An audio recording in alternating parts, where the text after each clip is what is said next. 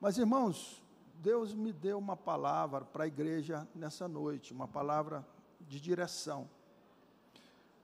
Eu cheguei aqui, o irmão perguntou qual o título.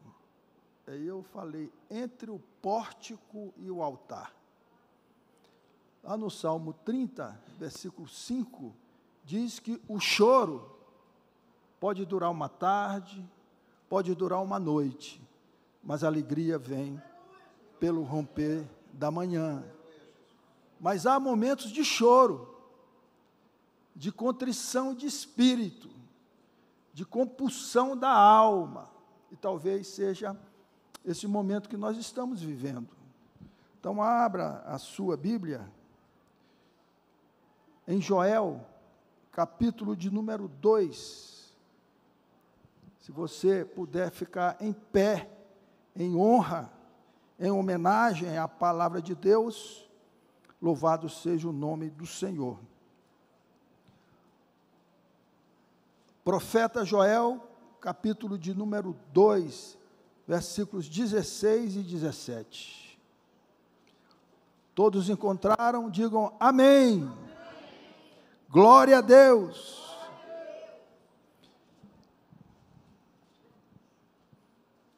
Essa é uma palavra para a direção da igreja, para o pastor da igreja, o anjo da igreja, e é uma palavra para essa igreja. Diz assim: congregai o povo, santificai a congregação, ajuntai os anciãos, congregai os filhinhos e até aqueles que mamam. Saia o noivo da sua recâmara e a noiva do seu tálamo. Chorem os sacerdotes, ministros do Senhor, entre o pórtico e o altar, entre o alpendre e o altar, e digam: poupa o teu povo, ó Senhor, e não entregues a tua herança ao opróbrio, para que as nações façam escárnio dele. Porque diriam entre os povos: onde está o teu Deus? Deus, fala conosco, como o Senhor já está falando, desde que nós entramos aqui, ó Pai. Fala com os nossos corações, fala diretamente com a nossa alma, ó Pai. Nós estamos aqui aptos, prontos para ouvir a Tua voz. Em nome de Jesus, amém. Podeis sentar.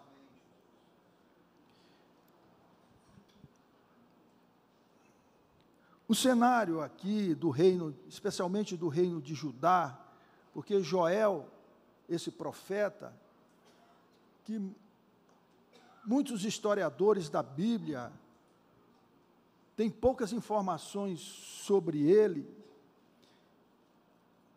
ele profetizou, e há também muita discussão, o período em que ele ministrou ali, a dispensação da obra do profeta Joel ao povo de Judá, a Israel como um todo, mas as mais assertivas indicam que é ali por volta de 800, 700 anos antes de Cristo. Então, ele é um profeta pré-exílico, antes do exílio. E esse profeta, o nome significa Yahvé, Jeová é Deus. Jeová, El, o Senhor, Jeová é o Senhor, ou aquele para quem Deus é Deus. E aí, preparando essa mensagem de hoje, eu fiquei ensimesmado comigo mesmo, pensando sobre aqueles tempos de Joel, em que ele profetizou, e a palavra do profeta Joel toda, é um livro de 3 capítulos, mas de muita exortação, de muita admoestação, porque os tempos eram muito sombrios, um tempo muito adverso, de muito pecado, de muita hipocrisia, de muita violência. E ele vem e começa a ministrar, ele começa a entregar a palavra de Deus. Deus sempre coloca profetas para falar para o seu povo. A Bíblia diz que quando não há profeta, o povo se corrompe. Então a palavra profética, ela é fundamental. A palavra profética, ela é imprescindível. A palavra profética, ela sempre tem um lugar na igreja. E Deus coloca Joel ali para ministrar naquela época. E eu estava pensando como nós estamos vivendo os dias de hoje. E como os dias de hoje são difíceis. As características do homem contemporâneo e as características da sociedade moderna ou pós-moderna são terríveis. E eu digo mais, a igreja contemporânea precisa ser curada. Vivemos tempo de muito engano, muito engano dentro da igreja. O que nós temos visto por aí nos causa grande perplexidade. Portanto, é fundamental neste momento palavras proféticas de advertência, de admoestação, de exortação. Talvez seja por isso que o profeta Joel ministra com tanta veemência conclamando o povo da forma como ele faz. Dá uma olhada na sociedade. Quais são os valores dessa sociedade? Eu estava olhando, por exemplo, quais são as pessoas mais ricas do planeta. E o que é que elas fazem? Elon Musk, o que é que ele faz? Elon Musk. Ele vende ilusão. Simplesmente ilusão. Além de deter as potências bélicas através dos satélites que estão sob o seu domínio. Bill Gates, o que é que ele faz? Vende ilusão. A própria inteligência artificial, o próprio nome já expõe, artificial, vem de artifícios, não tem nada lastreado, não tem nada firme. Disse um grande filósofo moderno que o mundo não suporta aquilo que dura. Por isso que Deus diz, eu não mudo. E porque eu não mudo, vocês não são consumidos pela minha ira. Mas eu não mudo. Eu sou bom. Eu sou clemente, compassivo, misericordioso. Não há sombra de variação no meu humor. Aleluias! Mas o mundo, é isso aí que vocês estão vendo. Quem tem os... Joseph, você que é o dono da Louis Vuitton, um dos homens mais bilionários do mundo, parece estar em terceiro lugar. O que ele vende? Luxo. Uma pessoa que vende bolsa. É um dos homens mais ricos do mundo, porque ele vende uma marca, uma ilusão. Está usando bolsa da Louis Vuitton. Por isso que o Evangelho diz, louco, quando vier a hora, vai levar o quê? Para a eternidade. Louco! 99% da riqueza do mundo está na mão de 1% do sistema mundano.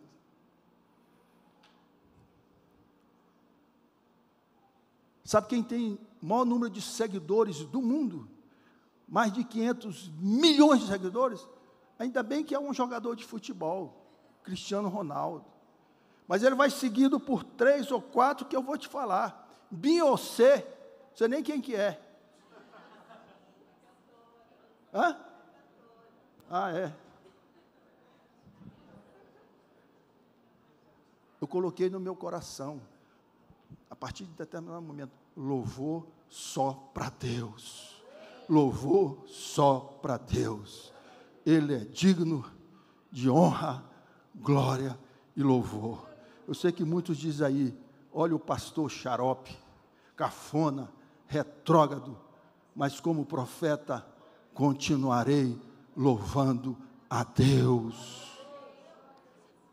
Talvez Joel estava vivendo momentos semelhantes no seu tempo, na sua época, mas Joel já foi, mas Deus levanta novos Joéis para alertar o povo. Acorda, se organizem, porque Jesus está voltando. Só há dois procuradores de alma, Jesus e Satanás. Escolhei para onde vocês querem ir. Essa é a realidade. Jesus está voltando. Isso não é uma abstração, isso não é uma história humana. Jesus é Espírito e é verdade, é fiel e verdadeiro, e Ele voltará. Aleluias! E se Joel ministrou alertando o povo na época do pré-exílio, antes do exílio, dizendo: olha, Deus vai aplicar o juízo, Deus vai trazer justiça sobre a terra, porque já está passando o limite.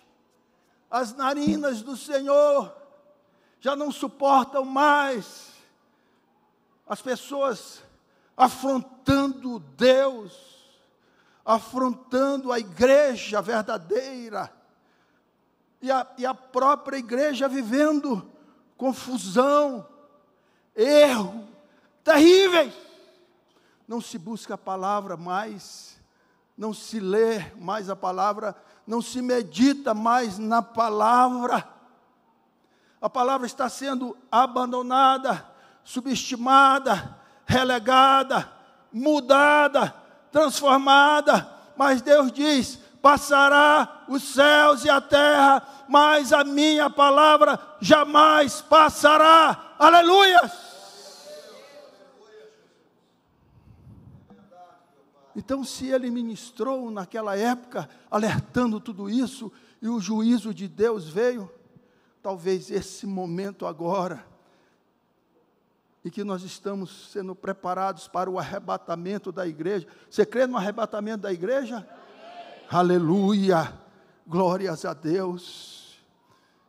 Deus está levantando profetas para também alertar o povo e chamar o povo nessa convocação. E o que Joel faz aqui, eu anotava aqui: congregai todos.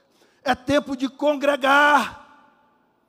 Não deixeis de congregar, como dizem e como fazem alguns.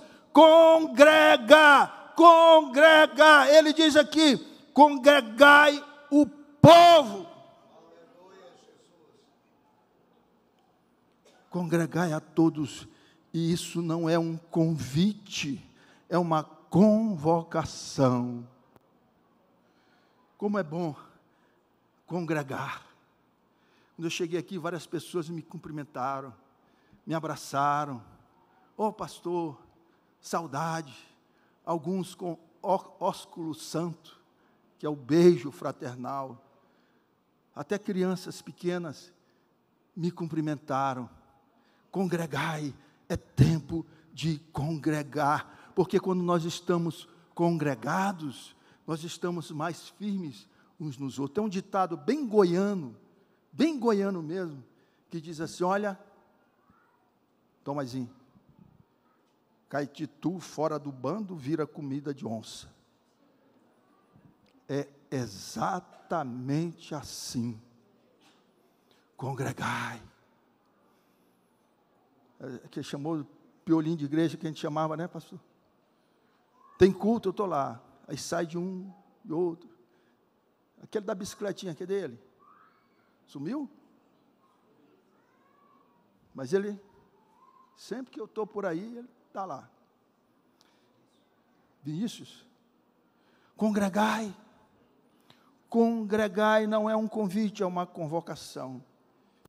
Congregai os filhinhos, ajuntai os anciãos, os que mamam, saia o noivo da sua câmara, porque naquela época, por isso que chama lua de mel. Sabe por que chama lua de mel?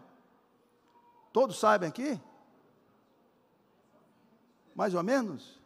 É porque quando os noivos casavam, eles ficavam um período de uma lua crescente, uma lua nova, uma lua cheia, até a mudança de lua.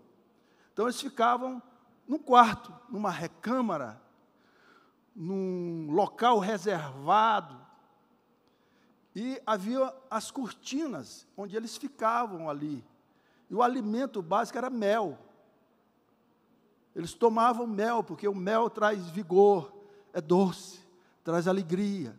Então eles passavam o período de uma lua, ali na recâmara, e se alimentando de mel, e usufruindo daquele momento maravilhoso, depois ali do noivado, quando se dava o casamento.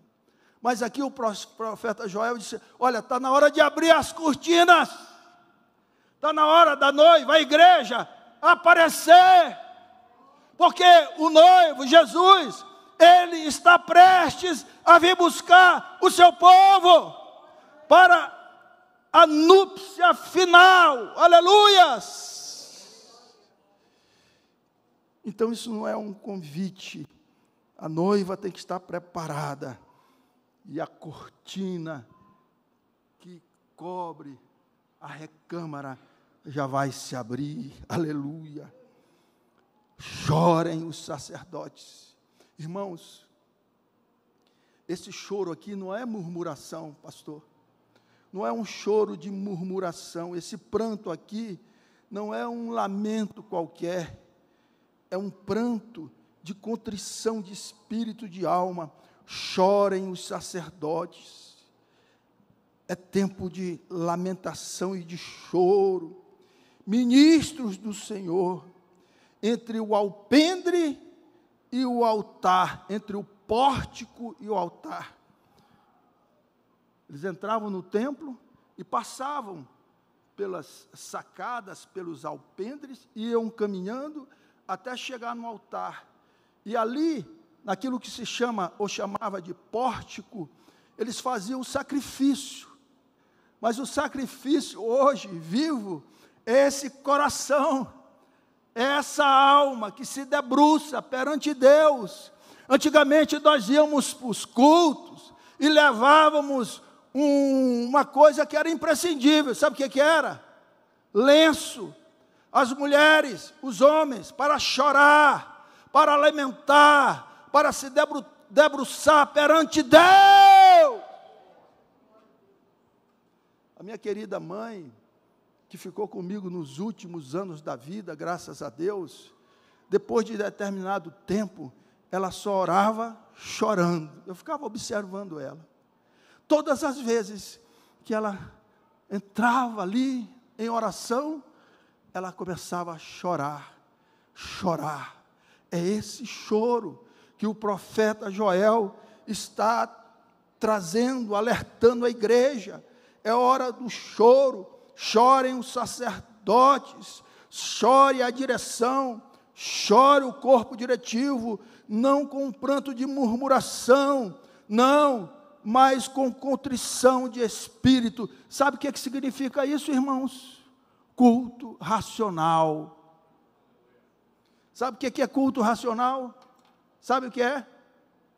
Eu saí de casa, subi para o templo, eu sei o que eu estou fazendo.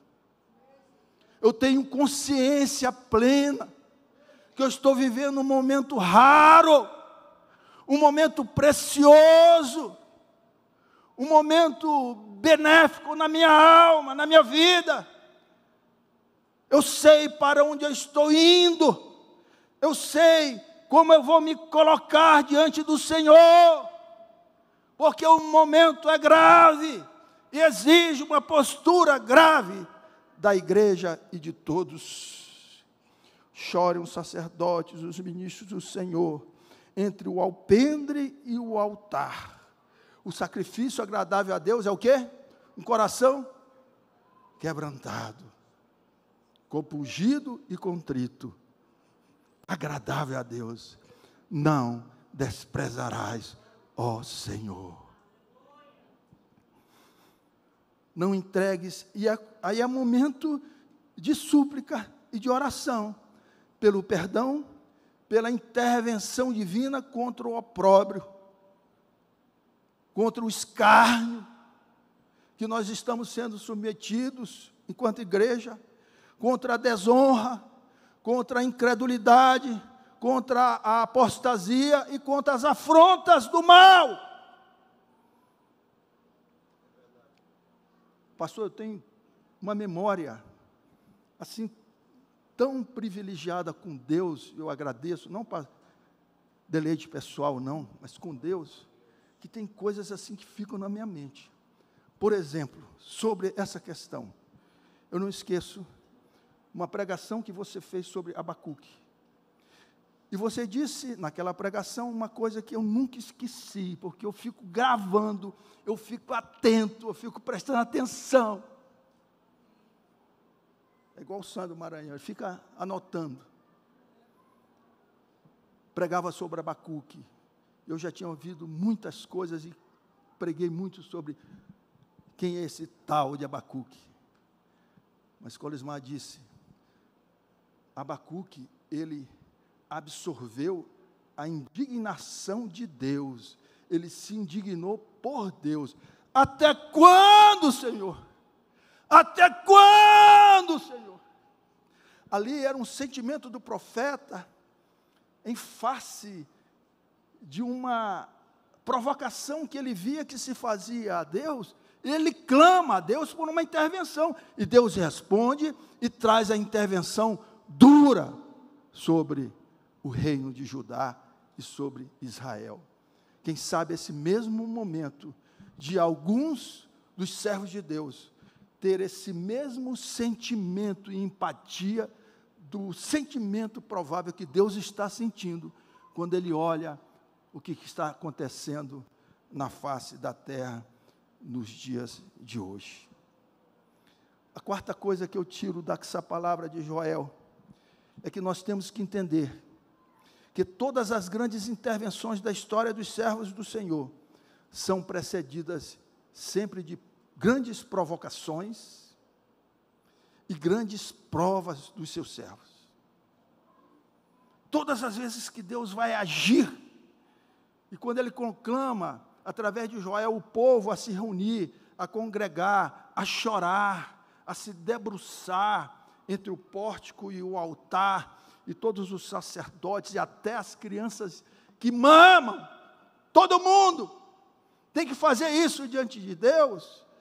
Ele sabia, o profeta, ele tinha um discernimento, que se o povo fizesse isso, de um coração firme com Deus, Deus iria trazer uma resposta. Isso acontece em nível individual, e acontece em nível coletivo. Eu já passei por isso, quando eu tive que me debruçar, chorar amargamente, pedir perdão, e contritar a minha alma diante de Deus, para Deus reafirmar comigo, volta para o altar, e nunca saia do altar, porque ali é o teu lugar, e a partir dali, a vida é outra. Venha o que vier, a vida é outra. Então, todas as vezes, irmãos, que Deus, Ele provoca alguém individualmente, ou provoca um grupo coletivamente, a esse tipo de chamado sério, compungido, contrito, Ele vai trazer algo grande. Essa palavra para essa igreja, nessa noite, palavra profética. Foi assim com os patriarcas. Abrão só se tornou Abraão lá no Monte Moriá, verdadeiramente, depois da prova, depois que foi submetido ali àqueles dias de prova difícil. Por isso ele é chamado o Pai da fé. A fé dos hebreus, a fé do povo que caminha, a fé do povo do outro lado. Eu fui entender por que como é que é aquele lugar que nós visitamos antes de Israel? Jordânia.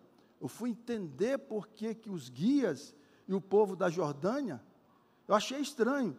Eles não falam Israel, eles falam o povo do outro lado. Hã? Povo da ocupação. Povo do outro lado do rio. Sabe por quê? É porque hebreu significa o povo do outro lado do rio. Mas Abraão, quando ele é convocado por Deus, que ele enfrenta todas as adversidades, ali a partir daquela prova, ele é constituído como o pai da fé do povo hebreu. Porque o autor e consumador da fé é Jesus Cristo, o nosso Senhor. Foi assim com Isaac. Isaac, ele cavava um poço, vinham os estrangeiros e entulhavam os poços. Ele tinha que cavar novamente. Ele cavava, vinha, entulhava por causa da água naquela época. Mas ali ele estava se consolidando, se confirmando na perseverança da fé. Foi assim com Jacó, quando ele atravessa o val de Jaboque. Só ele, Deus, naquele momento difícil que o seu irmão vinha furioso para tragar ele e toda a sua descendência. Mas ali, diante de Deus, ele entra nesse choro, nesse momento de contrição da alma, para ser definitivamente considerado Israel. Aleluia. Eu não sei o que está acontecendo com você, ou se essa igreja tem algum projeto colocando nas mãos de Deus, mas Deus está dizendo, seja individualmente, seja no coletivo, é tempo de convocar todo mundo para essa postura diante de Deus, porque algo virá, algo virá. Foi assim com os juízes, Sansão, Jefté, e todos eles, Gideão, Débora, e tantos, todas as vezes que Deus vinha para fazer uma intervenção, era necessário este momento aqui, de contrição de espírito diante dele. Foi assim com os reis, foi assim com a igreja primitiva, foi assim com os apóstolos. Pedro, tu me amas? Aquele era o momento. O que Jesus estava querendo dizer, olha, você tem um foco, não tira os olhos para essas outras coisas, não, há um foco. Tu me amas mesmo? Me amas mais do que estes? Tu me amas, Pedro? Porque a lei de Deus é o amor. Quem não está concentrado no amor, não faz a obra. E se fizer, não vale nada. Porque Deus é amor. Deus está trazendo uma direção para você, para os seus desafios e para essa igreja nessa noite. Uma direção de quebrantamento, de compulsão da alma e do espírito, de arrependimento, porque logo mais adiante virá livramento, bênção, prosperidade. Depois que Judá fizer isso, Joel, que eles se reunirem, que os sacerdotes chorarem e prantearem e pedirem perdão a Deus pelo pecado do povo, como está escrito lá em 2 Crônicas 7:14. Se o meu, que se chama pelo meu, e o que mais? E se arrepender, então há uma ação consequente, há uma ação decorrente, mas antes é necessário isso. Se o meu povo que se chama pelo meu povo, o negócio de Deus é conosco, é nós que temos que fazer isso. Se o meu povo que se chama pelo meu nome, se humilhar, orar, me buscar, se arrepender dos seus maus caminhos, então, aí, de consequência, eu ouvirei dos céus, perdoarei os seus pecados e sararei a vossa terra.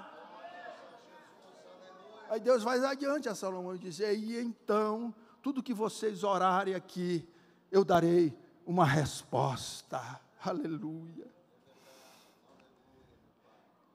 Aí, Deus fala através de Joel: então, o Senhor terá zelo da sua terra e se compadecerá do seu povo. Significa, o que nós como igreja, o papel nosso diante de Deus, repercute na sociedade. Lembre-se disso. Então o Senhor terá zelo da sua terra, a partir do versículo 18, e se compadecerá do seu povo. E o Senhor responderá e dirá ao seu povo: eis que eu vos envio o trigo, o mosto, o óleo, e deles serei fartos, e vos não entregarei mais à vergonha, ao opróbrio entre as nações. Aleluia, glórias a Deus. E há de ser que depois de tudo isso, eu derramarei o meu espírito sobre toda a carne, e os vossos filhos e as vossas filhas profetizarão. Deus está convocando essa igreja para esse tempo. Os filhos e as filhas profetizarem sobre toda a carne, e os nossos velhos terão sonhos, e os vossos jovens terão visões, e também sobre os servos e sobre as servas naqueles dias, eu derramarei o meu espírito, e todo aquele que invocar o nome do Senhor será salvo. Se coloque em pé, que eu quero orar por vocês.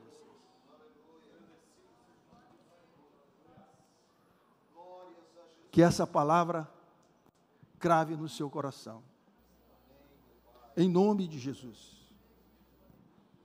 Deus está trazendo uma palavra inspirada nessa noite, e com a autoridade de ministro do Evangelho do Senhor, fazer uma convocação a essa igreja, para um período de contrição, de oração, de arrependimento, de confissão de pecados. Um período de confissão de pecados, inclusive com a sua postura, com o seu comprometimento com a igreja, com a sua responsabilidade social com a igreja, com a manutenção da igreja. Colocar esse momento de congregar, de convocação unânime de toda essa igreja, para depois gozarem um período de grande prosperidade, de profecia, de cura, de restauração. Eu tenho pedido a Deus: Senhor, me dá o poder de, através do teu nome e pela tua palavra, ministrar e os sinais acontecerem. Por que que nós estamos perdendo esses sinais? E a Bíblia diz que nós não correremos atrás de sinal, não. O sinal nos acompanharão. Jesus diz: ide por todo mundo, pregai o Evangelho a toda criatura, batizando. E os sinais acompanharão os que crerem. Em meu nome expulsarão demônios, em meu nome orarão pelos enfermos e eles serão curados. Deus vai fazer uma grande obra aqui, depois desse momento de contrição e de lamentação diante de Deus. Essa é a palavra do Senhor nessa noite. Uma palavra não a ermo, mas uma palavra baseada nas Escrituras sagradas em período diante do trono da graça. E do ponto de vista individual, se você também fizer assim, e fizer um compromisso com o Senhor, não sei qual é a causa que você coloca diante de Deus, não sei qual é a sua necessidade, física, material, intelectual, emocional, eu não sei, mas coloque isso diante de Deus, e faça esse período, e Deus vai atender o seu pleito, a sua oração, em nome de Jesus. Deus querido e santo e justo, o Senhor me trouxe aqui nessa noite, ó Pai, nessa direção, porque o Senhor está preparando este lugar, o Senhor está preparando essa congregação, para algo que vai acontecer, e o tamanho, a dimensão, é o Senhor que sabe, como que vai acontecer, é só o Senhor que sabe, mas há a necessidade, desse período, de congregar, juntos, definir um objetivo e um projeto coletivo, como igreja, e continuar a obra com grande profusão de espírito, e o trigo não faltará, o centeio não faltará óleo, não faltará água, não faltará alimento, não faltará inspiração, não faltará unção aqui neste lugar, e pessoas serão curadas, e vidas serão redimidas diante do trono do Senhor. Os doentes e os enfermos serão curados. Deus, nós oramos pelos enfermos, Pai. A Tua palavra diz que nós, enquanto igreja, o que nós orarmos aqui, terá sido confirmado nos céus, numa unidade, num só Espírito.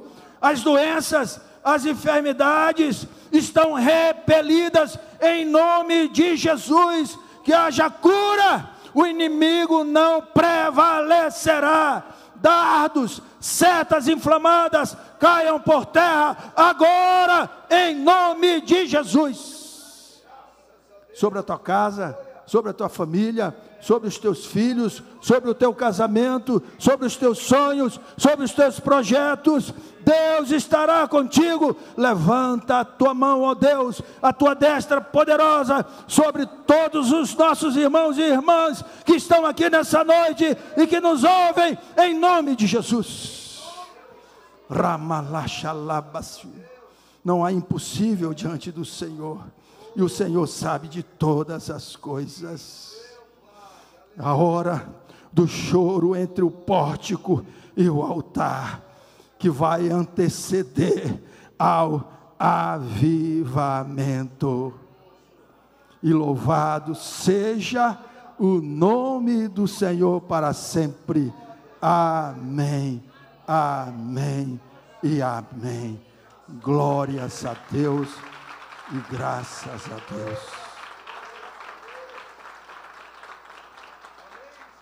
Você quer aquele algo que você está colocando diante de Deus?